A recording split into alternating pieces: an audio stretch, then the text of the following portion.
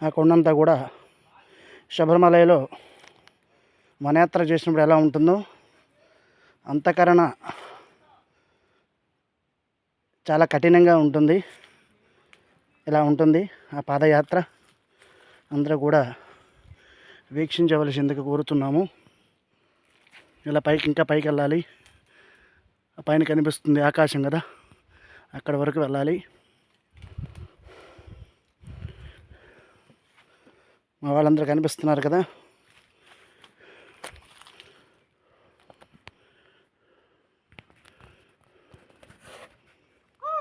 మీకు ఇంకా జూమ్ చేయడం కూడా జరుగుతుంది.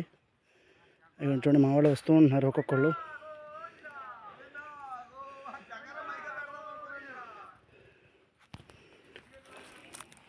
దాదాపు ఒక 50 మంది సమక్షంలో ఈ ఋషికొండ ఎక్కడం జరుగుతుంది. కాబట్టి అందరూ కూడా వీక్షించి